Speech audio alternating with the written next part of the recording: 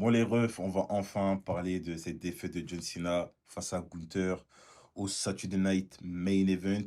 Parce que là, je vois que en ce moment, ça fait, entre guillemets, la polémique. Et moi, je vais donner mon avis là-dessus. En vrai, de vrai, les gars, le vrai problème de ça, moi, je trouve, hein, c'est pas autant la défaite de John Cena face à Gunther et le fait qu'il abandonne. Ok, c'est un truc de ouf. Mais quand on voit, en vrai, c'est pas le scandale du siècle. Genre, en vrai, j'ai envie de dire, c'est normal. Le truc, en fait, qui fait que ça fait chier, c'est son année, en fait. C'est sa tournée d'adieu dans sa globalité, les gars. C'est ça qui fait que, je pense, c'est une accumulation.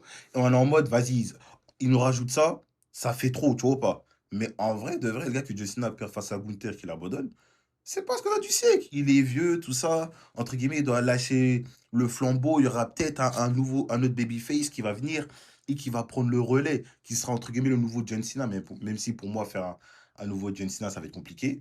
Mais en gros, c'est ça le délire, tu vois.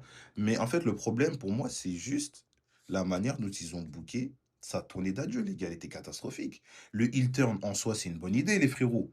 Mais après, quand on regarde ce que ça devient, c'est Road to WrestleMania, elle était mid, que des promos, tout ça. Bref, ils répétaient à chaque fois la même chose. C'était mid.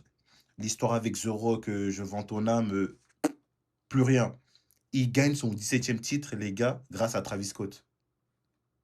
Puis ensuite, normalement, ça devait être simple. Tu fais John Cena face à tous les heels ou tu vois, tous ses adversaires iconiques dans sa run de champion heel. Tu vois, tu fais un truc comme ça. Très simple.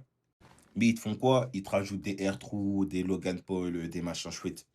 Puis ensuite, on attendait tous qu'il fasse un face turn. Tu vois, sa période de rédemption. Sa période de rédemption, les gars, c'était quoi? Cody Rhodes lui a dit arrête tes bêtises. Il a dit d'accord, j'arrête toutes mes bêtises.